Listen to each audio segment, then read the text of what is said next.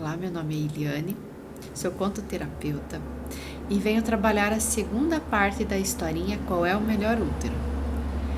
Então, era uma vez um grupo de mulheres onde elas discutiam qual era o melhor útero. Uma delas disse: o melhor útero é aquele cujo formato é de uma pera. A outra: não, o melhor útero é aquele capaz de gerar muitos filhos. Uma delas diz: não, o melhor útero é aquele que gera crianças grandes, robustas. Vocês estão erradas. O melhor útero é aquele que não possui doenças. E entre elas havia uma anciã. E essa anciã conhecia muito sobre as mulheres, já havia feito muitos partos. E ela diz: o melhor útero é aquele que se fecha durante a gestação e protege a criança. E também é aquele que se abre e possibilita que esta criança venha a nascer. Então, hoje a reflexão é sobre o papel da mãe. Anteriormente, discuti o útero na questão da mulher, nas suas relações, né? Sua relação com o útero. O que é este órgão tão importante ele representa para a mulher, que é principalmente a criatividade e as relações conjugais. Então hoje vou trabalhar o aspecto da mãe. A mãe, que é algo muito sagrado, é o nosso portal para a vida. E nós, como adultos, sempre vamos desejar ser aceitos e amados por nossa mãe. Independente da circunstância, ninguém preenche o papel tão divino que é o da mãe. Mesmo que você seja criado pela avó, filho adotivo, né? Eu digo assim, claro que a mãe adotiva, ela vai exercer esse papel sim, né? Existe a mãe biológica, existe a mãe adotiva. E é um papel de uma pessoa muito importante e muito valiosa em nossas vidas. Eu, como mãe, também vejo o quanto é padecer no paraíso, no sentido assim. Ser mãe exige algum sacrifício, sim, né? É muita alegria, muita honra, é uma bênção, mas também é muito sacrifício, onde você abre mão de muitas coisas da tua vida em função de uma vida que vem ali. Então esse é o sentido do padecer no paraíso. Então eu vou trabalhar alguns aspectos que a Clarissa traz no livro Mulheres que Correm com Lobos, a função da mãe. Então, existe a mãe que é boa demais. A mãe boa demais é aquela que vai ver o filho como um eterno bebezinho. Então, eu tô com um bebê de 40 dias em casa, ele necessita, né? Eu preciso nutrir ele, então eu tenho que dar o seio. Todas as necessidades dele, eu preciso atender, porque ele é totalmente independente. Então, o que ocorre? Muitas mães, elas não conseguem deixar o filho ir para a vida. Então, assim, ele vai ter 40 anos e ela continua tentando dar teta para ele. E esse adulto, ele se torna infantil, ele não vai para as relações, tem muita dificuldade de relacionamentos, né, com mulheres principalmente, ou vice-versa. É aquela mãe que não dá o coice para o filho sair do ninho. Vai permanecer ali com 40, 50, 60 anos na casa da mãe. Não vai para as relações. A mãe ausente, que nós temos muitos casos, né, de mães que estão o dia todo em casa, mas que são ausentes. Onde ela não desempenha esse papel de mãe, não se coloca no papel que seria dela. Então ela secundariza, ela acaba assim terceirizando a relação, deixando para outras pessoas essa educação do seu filho e deixa lacunas. E hoje com o celular tá mais difícil ainda, né? Essa relação ali da mãe ausente. Então, se era ausente, às vezes acaba ficando mais. A mãe infantil, então é aquela mãe que não supriu as carências de quando era criança e age como uma outra criança. Então, são duas crianças discutindo, não tem uma atitude e uma postura de mulher. E geralmente essa mãe, ela carrega muitas situações lá da infância que não foram resolvidas e que é preciso que ela resolva para ela conseguir uma mulher adulta. A mãe sem mãe seria a relação daquela avó, né? É um exemplo isso, que não foi mãe, ou aquela tia que não teve filhos e ela quer ser a mãe dos netos. Eu não estou dizendo assim que a relação de carinho dos tios, dos filhos, que todas as relações sejam assim. Eu estou dizendo aquela relação onde a pessoa fica tentando ser a mãe de uma criança que não é.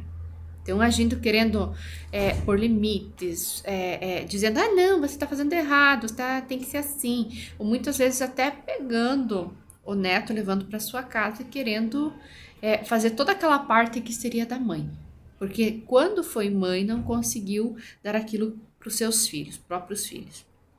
E a Clarissa põe também, né, nem tudo é negativo, eu digo, nós temos um pouquinho de cada uma às vezes. Não dá de dizer que nós somos a perfeita, né? A mãe forte. A mãe forte, esta, é aquela que põe o passarinho para voar. Mãe de aço, ela é forte, ela é firme. Então, ela dá aquele coice e permite que o filho voe, ela solta. Quando fala do útero que se abre, esse útero, ele é ao longo da vida. Então, a criança, quando é pequena, dependente, ela precisa do cuidado, por isso é a mãe boa. É necessário esse cuidado do bebê, aquele zelo, a nutrição da criança. O olhar, né, se a criança não está doente, o olhar do amor. Isso é muito importante.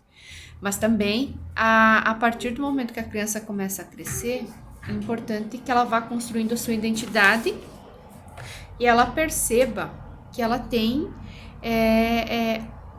capacidade para seguir sua vida, que ela tem uma vida inteira para ela seguir e que ela não precisa ficar presa à mãe. O ideal é que ela não significa o desrespeito, o abandono, é ir para a vida, né? Seguir a sua história e quando formar família, essa família é uma nova família. Então, sou pertencente a essa outra família, pertenço à minha mãe, mas de uma outra maneira, né? Porque tem filhos que casam e continuam naquela relação com a mãe.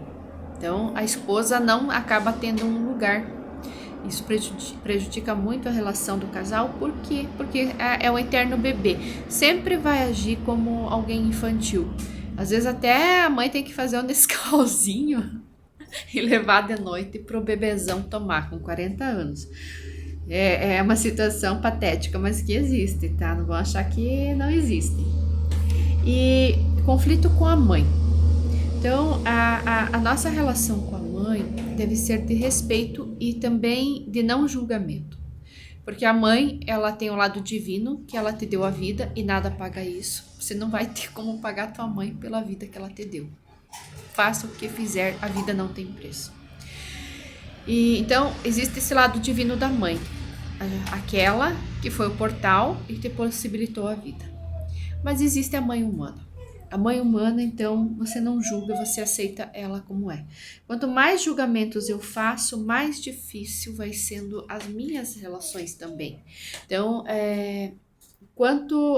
o conflito com a mãe é um conflito, ele gera uma dificuldade com o teu sucesso.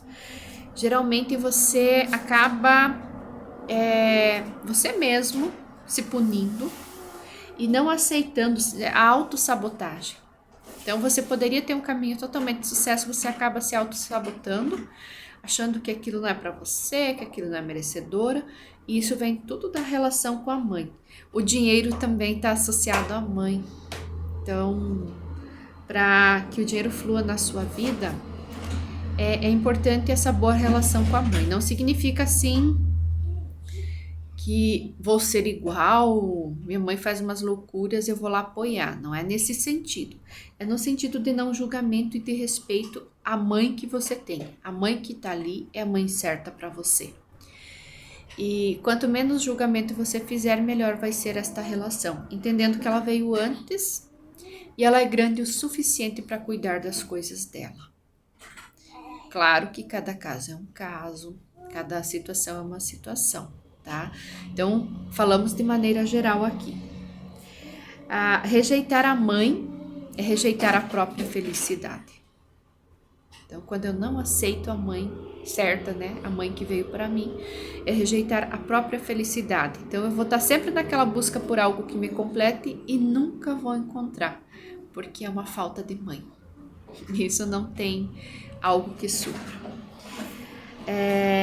Então, a Diana Brownridge, ela põe assim, que existem alguns tipos de pais. Então, pais autoritários. Autoritários é diferente de firmeza. Aqueles que é tudo no grito, tudo sabe como eu quero e tal, e não abre possibilidade para a criança. Isso geram situações, né, principalmente de medo e também de dependência. A criança não confia nela mesma, porque ela foi muito punida, muito massacrada. Pais negligentes, isso tem muito. Então, eu mando meu filho para a escola que se vira educar. Eu dou lá para a vizinha que fica até a noite com ele. Vou numa praça e largo aquela criança e vou buscar só de noite, né? Deixo aquela criança sozinha com 4, 5 aninhos. Acontece, gente, acontece. Pais muito permissivos, então, que não põem limite. Pais muito permissivos criam filhos apáticos, deprimidos e tristes, porque eles não sabem o que é certo e o que é errado. Ele não tem limite. E essa falta de limite, ela faz com que a criança também não tenha referência. E os pais participativos? Pais participativos é aqueles assim, que não são de mais nem de menos. O equilíbrio. Ação, consequência. Então, o filho fez alguma coisa de errado, ele tem que ver as consequências daquilo que faz. Isso seria o ideal. E a mãe também, ela tem uma função muito importante, porque na natureza, a mãe ela ensina principalmente aos filhos o predador. E a mãe que também não foi, né, que durante sua infância não houve essa questão do ensinamento do predador, ela acaba também se tornando uma mãe muito ingênua. Então, acaba entregando a filha para qualquer um. Não ensina a criança a se defender. E é preciso que a criança compreenda que na vida, que nas situações, há o predador. E ele sempre vai existir. E não são poucas as histórias hoje em dia do feminicídio, onde a mulher está com o predador, esse predador extremamente violento, verbal ou fisicamente, e a mulher não consegue soltar. E muitas vezes não consegue perceber antes do casamento isso. Cai facilmente nas garras de um predador e sofre, os filhos sofrem as consequências disso. E também que a mãe não supre a carência do pai. É importante perceber isso. Minha função é de mãe. Eu posso dar tudo para o meu filho, mas eu não consigo fazer o papel de pai. Eu posso até ter um estilo, uma força, uma energia mais masculina, mas mesmo assim eu consigo dar o meu 50%, que é aquilo que cabe a mim, que é ser mãe, dar o máximo que eu consigo, não deixar faltar nada de material escolar, não deixar nada fisicamente, financeiramente e tal. Mas a questão afetiva, a questão energética que vem é só do pai. Então, é importante que a mulher compreenda isso. Eu dou o meu máximo, mas a carência de pai não tem como a mãe suprir ela. Mesmo dando 1000 presentes, mesmo sendo bilionária, trilionária, aquela ausência do pai é só o pai que consegue suprir. Todo homem imaturo é um menino que ama demais a sua mãe. Todo homem imaturo é um menino que ama demais a sua mãe, aonde não houve o corte daquele cordão umbilical. Para este homem amadurecer, é preciso esse corte do cordão. Então, também a função da mãe com as palavras benditas. Abençoai o seu filho. Diga coisas boas sobre ele. E aquilo que não for bom, conversa com ele no particular, não expondo na frente de outras pessoas. Você sabe que mentiras ditas 3 vezes seguidas se tornam verdades? Então, com a criança também. Tem muitas mães que amaldiçoam demais os filhos. Você é um burro, você não tem capacidade, é burro igual o pai. Não, isso aí desde que nasceu é distraído, não consegue. Ele vai mal em matemática. Cuidado com essas palavras.